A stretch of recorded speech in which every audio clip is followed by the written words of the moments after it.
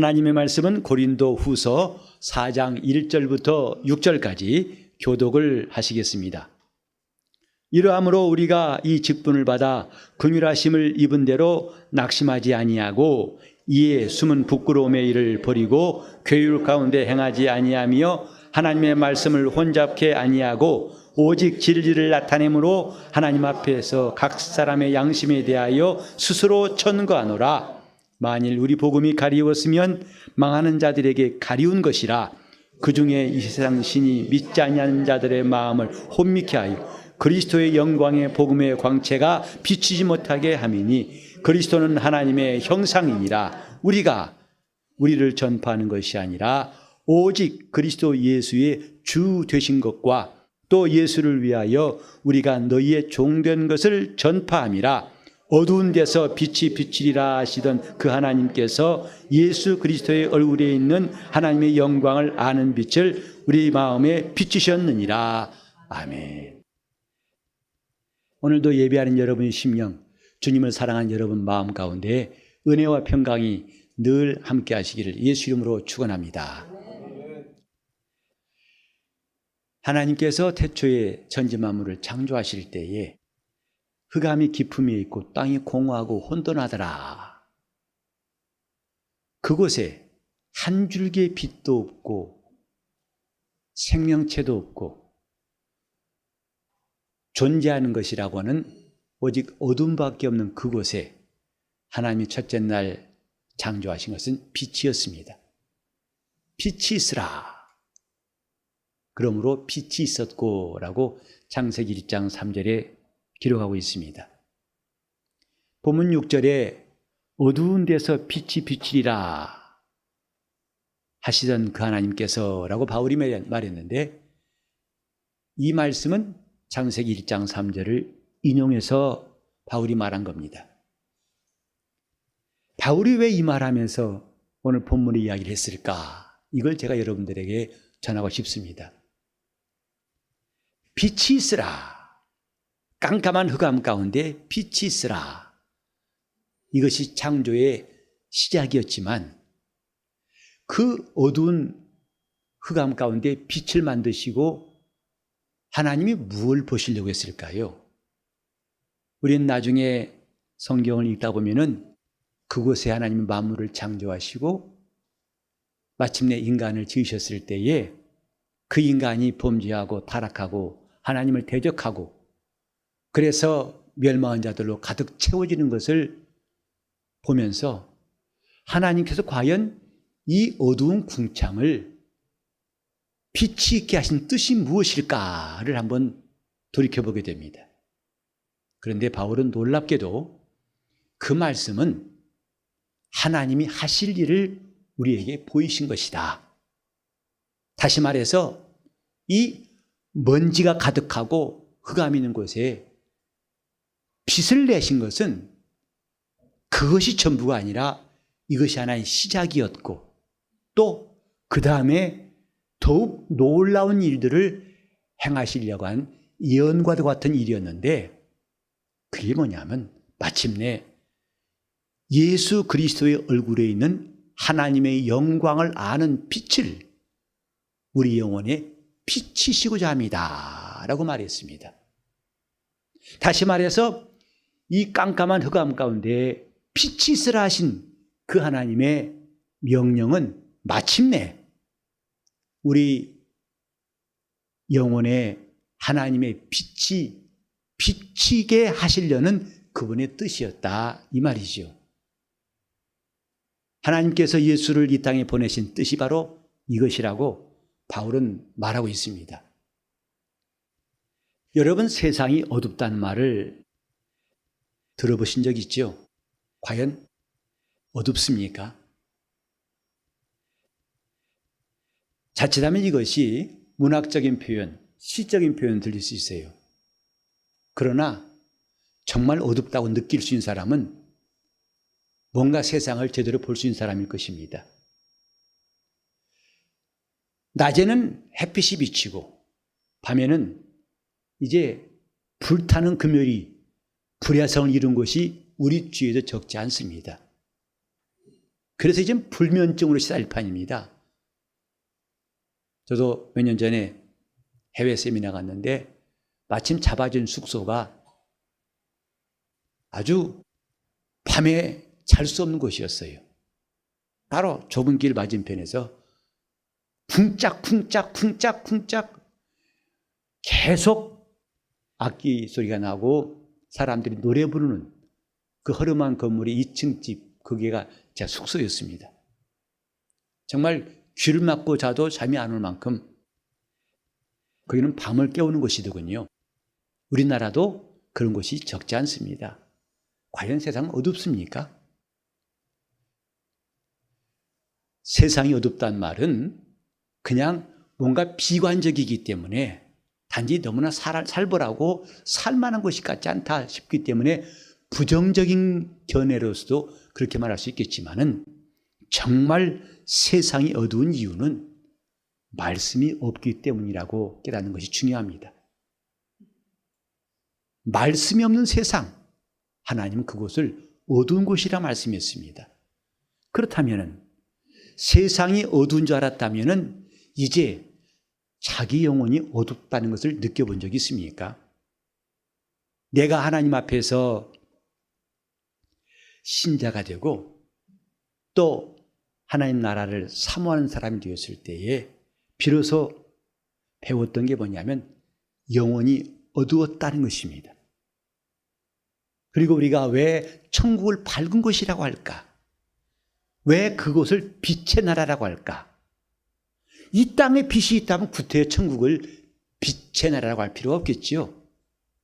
그만큼 세상이 어둡다는 것은 바로 하나님 말씀이 없는 그것이고 내 영혼이 어두운 사람이라는 것을 깨달을 때 우리는 하나님 앞에 회개가 나오고 성도로 살고자 하는 간절한 소원이 생기는 겁니다. 그래 내 영혼을, 어두운 영혼을 밝게 하실 수 있는 분은 예수 그리스도 한 분뿐이라는 것을 깨달을 때 우린 비로소 신앙생활을 잘할 수가 있을 것입니다. 내 영혼, 과연 어두운 내 영혼인가? 우리는 지난 몇 주간 동안 하나님께서 우리 영혼을 자기의 등불로 만드신 것에 대해서 말씀드렸습니다. 우리는 영혼이 뭐냐? 아직 영혼을 그림으로 그릴 수가 없고 만질 수가 없습니다. 그러나 영혼이 어떤 것인가는 하나님 말씀으로 알 수 있는데 영혼은 하나님의 등불이다. 하나님이 등불로 지으신 것이다. 그래서 그 등불에 하나님은 불을 켜시고 그 불로 밝게 하셔서 하나님께 나아갈 수 있게 하시고 하나님 우리를 찾으실 때 만날 수 있게 하신 것입니다. 하지만 첫 번째 영적 사람 아담은 그 등불을 꺼쳐버렸습니다. 하나님 말씀을 불순종하는 범죄를 저지른 그때부터 아담과 함께 온 인류는 등불이 꺼져 불 꺼진 인생들, 밤 같은 인생이 되어서 그때부터 어두움 가운데서 흑암의 세력을 잡은 자 마귀에게 종노릇하고 자기가 멸망할 줄을 깨닫지도 못하고 오직 하나님과 멀리하고 죄 중에 살다가 마침내 불행한 존재로 된다는 것을 성경이 말씀하고 있습니다. 우리 영적 생활이 무엇인가? 먼저 우리가 예수를 믿는 게 무엇일까요? 내가 예수를 구주로 영접하는 순간부터 드디어 우리에게 일어난 변화가 뭐냐면 내 영혼에 등불이 켜진 겁니다. 비로소 천국과 지옥이 있음을 알고 내가 죄인임을 깨닫고 멸망이 얼마나 무서운 줄 알고 하나님의 선물이 얼마나 큰 줄 알고 예수 그리스도 하나님의 아들이신 줄 알고 그분이 나의 구주심을 담대히 시인하고 이렇게만 믿으면 나는 멸망치 않고 영생을 얻는다는 깨닫게 되었습니다. 불이 들어온 것이죠. 밤 같은 인생에 비로소 불이 들어온 거죠. 하지만 거기서 멈추면 위험한 일이 생길 수 있습니다. 그 불이 꺼지지 않도록 자기 영혼의 등불이 점점 밝아지게 하는 것이 신앙생활입니다. 예수께서 천국의 비유 말씀하실 때에 열처녀에 비유하신 것 우리는 기억합니다. 그때에 슬기로운 5 처녀와 또 미련한 5 처녀를 주님 말씀하셨습니다. 둘 다 믿는 사람들이에요. 둘 다 주님을 기다리는 사람들이에요. 미련한 처녀들은 안 믿는 사람이다. 이것은 정확한 해석이 아닙니다. 세상에 있는 사람들은 예수님이 다시 오실 것 믿지 않습니다. 준비하지 않습니다. 다 준비하고 있습니다. 그런데 지혜로운 5 처녀는 기름과 함께 등불을 준비하더라 했고, 미련한 처녀들은 등불에 기름을 충분히 준비하지 않았습니다. 그런데 신랑이 금방 온 게 아니라 더디 오기 때문에 점점점 등불은 꺼져갑니다.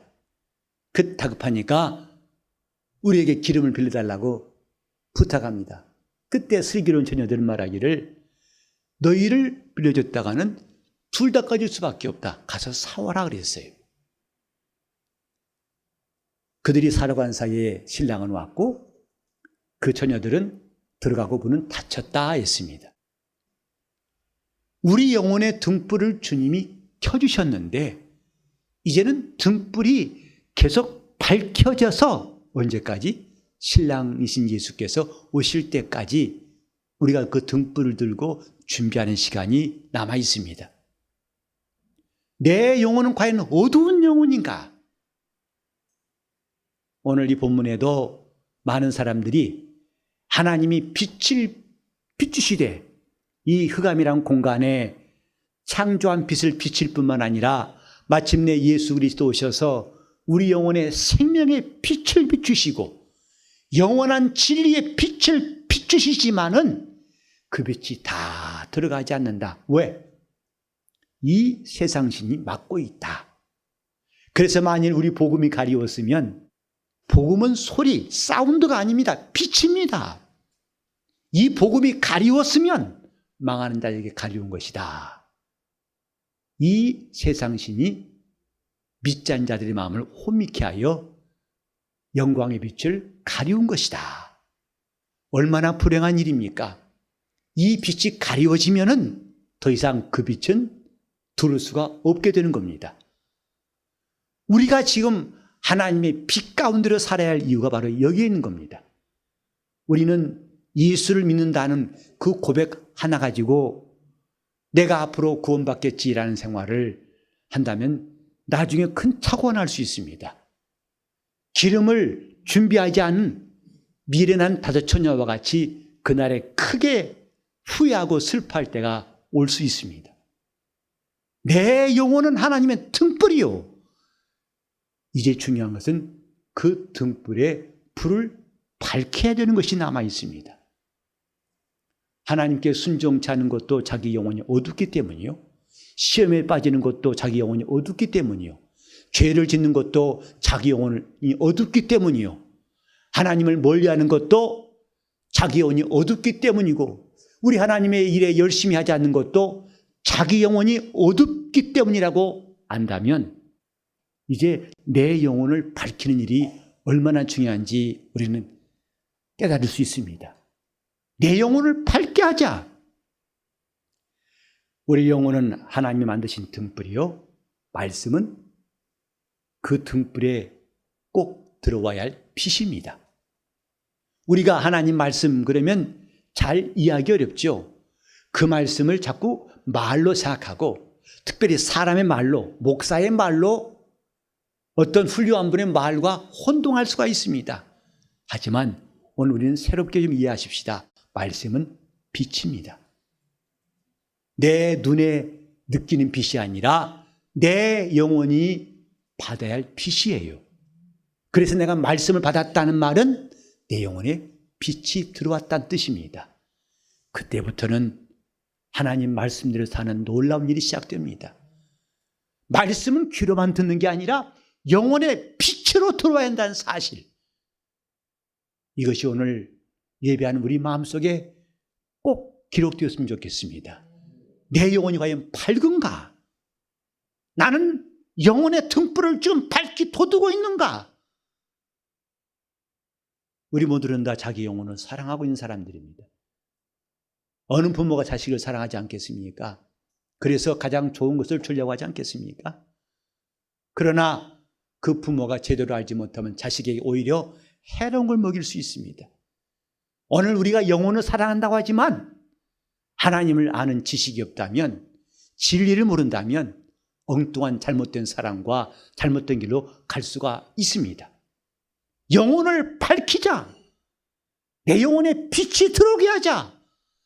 저는 다짐하고 다짐하는 시간 되기를 바랍니다. 어떻게 하면 빛이 들어올 수 있습니까? 하나님 말씀은 빛이라고 했습니다. 말씀이 들어오면 영혼은 점점 밝아진다고 말씀드렸습니다. 그렇습니다.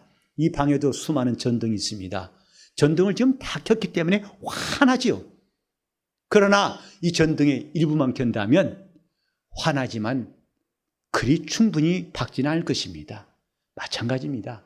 성령 충만이라는 것은 하나님의 빛으로 밝은 것을 말합니다. 그때 하나님의 은사가 있고 하나님의 인도하심과 역사하심이 있습니다. 우리가 어둠 가운데 행했던 일을 슬그머니 놓고 돌이키는 역사도 영혼의 빛이 들어올 때 가능한 것입니다. 내 영혼이 어떤 존재인가를 깨달을 수 있는 것도 빛이 있으니까 알고 죄악된 길을 돌이켜서 나오게 되는 겁니다. 우리가 금요 기도회 때마다 마지막 찬송 262장을 빠지지 않고 부릅니다. 제가 개인적으로 참 좋아하는 찬송 가운데 하나예요. 그때 보면 어두운 죄악길에서 목자 없는 양같이 모든 사람은 길 찾아 헤맨다. 이것이 주님 보시는 풍경이에요. 우리가 지금 갖고 있는 환경이에요. 저는 그래 그 찬송이 참 마음에 와닿아요. 곡조보다도 그 가사도 참 마음에 와닿고 이때라 이때라 주의 긍휼을 받을 때가 이때라. 이때를 놓치지 말자. 지금 주께 나와 겸손하게 절하면 내가 주의 큰 구원을 얻을 것이다. 예수를 믿는 사람들은 누군가? 다른 말로 하면 빛을 받은 사람들이에요. 그래서 히브리서 10장 28절에 보면 내가 전날에 큰 빛을 받은 후에 그랬어요. 내가 큰 빛을 받은 후에. 대표적인 예가 바울이지요. 바울은 다메섹 도상으로 이제 예수 믿는 사람을 잡아 핍박하려고 가던 길에 예수 만났습니다. 그때 성경 뭐라 기록한 거 아니? 갑자기 하늘로부터 밝은 빛이 저희를 둘러 비추매. 그게 바울이 예수를 만난 경험이고 그 현장이었어요. 바울이 중병에 들어서 죽을 뻔하다가 살아난 것도 아니고 사업했다가 망할 뻔했는데 그리 만난 것도 아니고 그는 그 당시에 부족함이 없는 아쉬움이 없는 사람이었습니다. 근데 그가 예수를 만난 모습이 어떤 것이냐? 빛을 받은 것이다. 그래서 그는 3일 동안 앞을 보지 못하고 마침내 아나니아 집사가 와가지고 그를 위해 기도하니까 비로소 눈이 밝아졌다고 그랬어요. 바울은 예수 만난 사람이라는 것을 성경에 어떻게 말했느냐? 그 현장, 사건을 어떻게 표시했느냐? 빛을 받은 후에 그랬어요. 그리고 히브리서에도 우리 모든 바울뿐만 아니라 우리 모두도 예수를 만난 게 뭐냐? 큰 빛을 받은 후에 너희가 고난의 큰 싸움을 싸운 걸 기억하라. 예수 믿는 사람 마침내 하나님의 빛을 받은 사람들이에요. 그런데 우리는 바울처럼 지금 다메섹 도상에 갈 필요도 없고 또 바울이 빛을 받은 것처럼 그런 체험이 똑같을 필요는 없어요. 모양이 똑같을 필요는 없습니다. 사흘 동안 눈먼 자 될 필요는 없습니다. 하지만 같아야 할 게 뭐냐? 내 영혼도 빛을 받은 사람이 되어야 예수를 모신 사람들입니다. 내가 누구냐? 나는 빛을 받은 사람이다. 하나님이 첫째 날 창조하신 이 우주 안에 있는 빛이 아니라 예수 그리스도의 얼굴에 있는 하나님의 영광을 아는 빛을 받을 때 우리는 비로소 그리스도인 될 수 있습니다. 그 빛을 이제부터 사랑하는 것이 중요해요. 곧 그 말씀을 사랑하는 것이 중요하다 이 말이죠. 그래서 자기 영혼을 점점 밝게 하려고 하는 우리의 사모함과 노력이 필요합니다. 제가 청년 때 그 나간 교회에서 강원도 간현이라는 곳으로 여름 수양회를 갔는데 저는 좀 사정이 있어가지고 늦게 출발했습니다. 혼자 가게 되었어요. 청량리역 가가지고 열차를 보니까 딱 제가 탈 수 있는 차가 하나가 있었는데 그게 급행이었습니다. 근데 그때 간현역은 지금 모르겠습니다만 그 당시에는 간이역이었어요. 원주에만 서요. 간현을 통과해가지고 원주에 서요. 근데 이 차를 안 타면은 오늘 내로 들어갈 수 없어서 할 수 없이 그 차를 탔습니다. 그리고 저는 그 기차 안에서 기도를 했어요. 하나님, 제가 만약에 원주에 내려가지고 버스 타고 글로 가서 다시 그 역에 내려가지고 수양회 하는 것까지 하려면 기도원인데 혼자 깊은 산을 혼자 들어가야 돼요. 날은 어두워지고. 저는 그것이 무척 근심이 돼가지고 기도하였어요. 주님, 이 차가 좀 서게 해달라고 기도했어요. 그 역에 설 수 있도록. 놀라운 일은 그 역에 가까워지니까 점점 차 속도를 줄이더라고요. 섰어요. 저는 내렸어요. 기뻐가지고. 곧 기차는 떠났습니다. 영문에 물어봤어요. 기차가 왜 섰지요?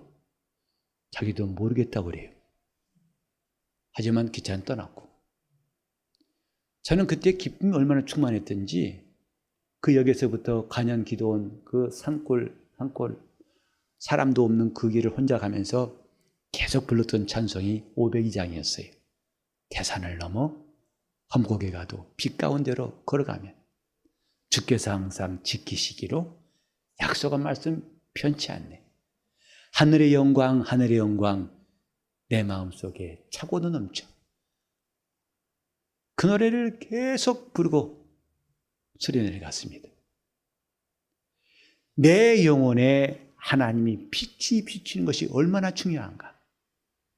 그 빛이 비치면은 우리 영혼은 일생 동안 시들지 않고 잎사귀가 시들지 않은 물가에 심겨온 나무처럼 우리 주님을 끝까지 따라갈 수가 있고 마침내 주님의 얼굴을 배울 수 있을 것입니다.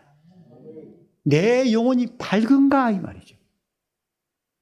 하나님 말씀을 내 영혼이 빛으로 받는 것이 우리에게 얼마나 필요한가. 그 말씀을 빛으로 받기 위해서 우리가 할 수 있는 일이 뭐냐? 주님의 음성을 듣는 겁니다. 이것은 목사만, 어느 특별한 사람만 전유할 수 있는 그런 일이 아닙니다. 우린 주의 음성을 듣는다고 하니까 매우 어렵게 느끼기 마련이에요. 과연 그럴 수 있을까? 이런 데에는 지금까지 주의 음성을 들었다는 사람들의 간증도 한 몫을 하는 것 같습니다. 왜냐하면 그들의 간증은 한결같이 뻑적지근해요. 직접 주님이 아무개야 나를 따라오너라 하셨다는 거예요. 나도 그런 음성 듣고 싶어서 기도할 때가 있었어요. 그러나 아직 그런 음성 들은 적 없어요. 또 한 사람은 잘못된 음성 들어가지고 나중에 그 결과가 안 좋은 것을 보았기 때문에 하나님의 음성을 듣는 것 자체에 우리가 소극적일 수가 있습니다. 하지만 우리는 속담에 구더기 무서워서 장못단거리 하는 말이 있죠. 그런 것들 때문에 우리는 주님의 적극적인 말씀, 요한복음 10장 27절에 내 양은 내 음성을 들으며 나는 저를 알며 저는 나를 따르느니라. 요한계시록 3장 10절에도 볼지어다 내가 문 밖에서 두드리노니 누구든지 내 음성을 듣고 문을 열면 내가 그에게로 들어갈 것이다 하고 말씀했습니다. 성경은 우리가 주의 음성을 들어야 한다는 말씀이 참 많습니다. 근데 우리는 때때로 주의 음성 듣는 것 따라 순종한 것보다도 내 마음의 생각대로, 내 기분대로, 감정대로 행할 때가 참 많고 그 결과 후회하는 것이 참 많지요. 하지만 이제부터라도 우리는 하나님의 음성을 듣는 사람이 되려고 해야 됩니다. 안 된다고 혹은 부정적인 몇몇 사람들 보고서 아예 마음 닫을 것이 아니라 주님의 말씀이니까, 내 양은 내 음성을 듣는다고 말씀했으니까, 그래서 선한 목자는 그 양들을 각각 이름을 불러 인도해내고, 그 양들은 타인의 음성은 듣지 않고 오히려 도망하며 주님만 따른다고 했으니까, 이제 우리는 하나님의 음성을 들음으로써 영원히 밝아지는 역사가 시작되길 바랍니다. 말씀을 들을 줄 알아야 됩니다. 실제로 들립니다. 저도 말씀을 들은 적, 그 말씀이 나에게 하신 일들을 저는 적지 않게 경험하였어요. 제가 우리 교회를 시작할 때에도 되게 큰 감동을 주신 말씀이, 내가 이 반석 위에 내 교회를 세우리라. 그건 제가 가진 제 신념이 아니었고, 내가 어떻게 해야 할지를 알지 못하고 막막했을 때에 주님께서 내게 주신 말씀이었습니다. 하나님 말씀을 들을 줄 아는 사람, 다시 말해서 주의 음성을 듣는 것, 어떻게 하면 될 것인가? 시작은 간단합니다. 우리가 그 음성을 듣고자 하여 그의 음성에 귀를 기울이려 할 때 이게 시작이에요. 그러면 주님은 우리에게 감동을 주십니다. 근데 그 감동은 처음부터 크게 올 거라고 기대하면 여러분이 실망할 수 있어요. 비록 작은 감동일지라도 그 음성을 들을 줄 안다면 점점 더 우리는 그분의 음성, 크신 음성을, 나중에는 뇌성 같은 그의 음성까지도 들을 수가 있을 것입니다. 열왕기상 19장 11절 12절 보면은 엘리야가 매우 지쳐서 곤배해가지고 쓰러져가지고 낙심되었을 때 하나님은 천사를 보내셔가지고 그에게 떡과 물을 먹이셨고 힘을 얻어서 그가 여호와의 산에 올라갔습니다. 그때 하나님의 소리를 듣고자 하지만은 먼저는 크고 강한 바람이, 태풍 같은 바람이 불었지만 그 강한 바람 속에서도 하나님은 계시지 않더라. 그 다음 바람 위에 지진이 났습니다. 그러나 그 지진 가운데도 하나님은 계시지 않더라. 지진 위에 불이 있었습니다. 하나님은 불 속에도 계시지 않더라. 그 불 후에 하나님의 세미한 음성이 있어 가로되 라고 말씀했어요. 그 세미한 음성이란 말을 다른 성경 보니까 조용하고 부드러운 소리라 나와 있어요. 하나님 말씀 때때로 천둥같이 우리 영혼에 말씀하시기도 하지만은 때때로는 세미한 음성으로 그 말씀을 듣고자 귀를 기울인다면 세미한 음성으로 내게 말씀하시고 응답하시는 것도 성경에 나와 있습니다. 그 작은 음성에 귀를 기울이기 시작한다면 점점 더 우리는 하나님이 나를 인도하신 말씀들을 더 많이 들을 수 있고, 그러면 우리 영혼은 점점 밝은 심령이 되어갈 것입니다. 우리 이제부터 불 꺼진 등불이 아니라 불이 환히 켜진 주님의 등불이 됩시다. 그래서 미혹하는 자가 있고 혼란케 하고 거짓 교훈으로 교회를 흔드는 자들이 많이 있을지라도 오늘 여기 나온 것처럼 이 세상 신이 온갖 방법으로 미혹하고 그 복음의 광채를 아무리 막으려고 할지라도 우리 영혼에는 그분의 빛이 들어와서 빛 대신 그분의 놀라운 능력의 말씀이 우리 삶의 능력이 되시고 주장케 하시기를 예수 이름으로 축원합니다. 우리는 하나님의 등불, 이제 예수 그리스도로 말미암아 내가 구원받았으니 이제부터 더욱더 밝은 하늘의 빛이 들어올 수 있도록 밝은 등불 되시기를 예수 이름으로 축원합니다. 통성기도 하실 때 주여 나와 내 가정이 밝은 등불 되게 해달라고, 이제 그의 음성을 귀를 기울이고 세미한 음성에 귀를 기울이겠사오니 내게 말씀해달라고 통성으로 기도하시겠습니다. 하나님 아버지, 우리가 주의 말씀을 듣고 이제부터 영원히 밝게 도와주시기 원합니다. 나를 가르치시고 내 감정과 내 마음이 결정하기 전에 하나님 말씀이 나를 주장하시고 그 말씀대로 이끌림 받게 도와주시고 인도하여 주옵소서. 주여 인도하소서. 주님 말씀하시고 인도하여 주시옵소서. 역사하여 주옵소서. 하나님 아버지, 우리 영혼이 밝은 등불 되게 하여 주옵소서. 지금까지 살아왔던 삶이 어두웠던 것을 깨닫고 이제 등불과 함께 기름을 준비한 슬기로운 다섯 처녀와 같이 우리 주님을 맞이할 수 있는 준비가 우리 모두에게 있게 도와 주시옵소서. 하나님 말씀을 또렷이 듣고자 하여 그 말씀에 귀를 기울일 때에 주의 음성이 세미한 음성부터 천둥소리까지 우리 영혼에 들리게 도와 주셔서 하나님의 뜻대로 사는 영적 생활이 풍성하게 도와주시옵시고 놀라운 기쁨이 있도록 인도하여 주시옵소서. 가정마다 주님의 음성이 들려오게 도와주옵소서. 심령마다 우리 교회는 어린아이부터 어른부터 어린아이까지 하나님의 음성을 들을 줄 아는 거룩한 주님의 양들이 되게 하여 주시옵시고 마침내 기쁨으로 그날의 주 앞에 설 수 있도록 우리를 인도하여 주시고 더욱더 그 말씀의 빛으로 우리 영혼이 밝아지게 도와주옵소서. 주님이 우리 영혼의 구주가 되셨사오니 이제 주님이 하신 말씀을 듣게 도와주시옵소서. 예수 이름 받들어 기도리옵나이다. 아멘.